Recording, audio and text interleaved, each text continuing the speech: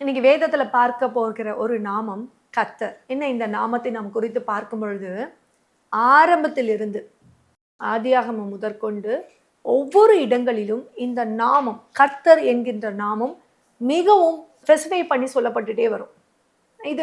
இதை நம்ம அநேக நேரங்களில் கடந்து போயிருக்கோம். ஆனா ஒரு நாள் தேவன் இதை வெளிப்படுத்தும் போது இந்த நாமத்தை குறித்து நாம் அறிந்து கொள்ள வேண்டும் என்று வேதத்தை தியானிக்கும் போது, யாத்திராகமம் 15ஆம் அதிகாரத்திலே 3ஆம் வசனம் சொல்லுகிறது, கர்த்தர் என்பது அவருடைய நாமம்.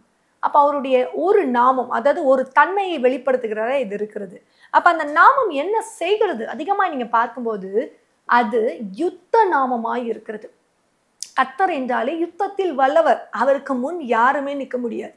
அவர் யாரையெல்லாம் வேதத்திலே கவிழ்த்து போடுகிறார், யாருக்கெல்லாம் விரோதமாய் நிற்கிறார் என்றால், யாரெல்லாம் தன்னைத்தானே உயர்த்தி கொண்டு தான் தான் தேவன் என்று தன்னை அடையாளப்படுத்த முற்படுகிறார்களோ அவர்களுக்கு எல்லாம் விரோதமாய் தேவன் எழும்பி இந்த கர்த்தர் என்ற நாமத்தினாலே அவர்களை யுத்தம் செய்கிற தேவனாய் இருக்கிறார். நீ வேதத்துல நல்லா பார்த்தீங்கன்னா, நல்லா ஆவியில ஆழத்துல பார்த்தீங்கன்னா இந்த காரியத்தை நம்ம தேவன் வெளிப்படுத்துகிறத அறிந்து கொள்ள முடியும். வேதம் ஒரு பொக்கிஷம். தேவன் அநேக நாமங்களினாலே, ஆயிரம் நாமங்களினாலே அவர் போற்றப்படுகிற தேவனாய் இருக்கிறார்.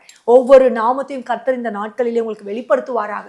அந்த நாமத்தின் ரகசியத்தை வெளிப்படுத்துவாராக. நீங்கள் ஜெயம் எடுக்கிற பிள்ளைகளாய் மாறுவீர்களாக. ஆமேன். கர்த்தருடைய நாமத்திற்கு ஸ்தோத்திரம் உண்டாவதாக.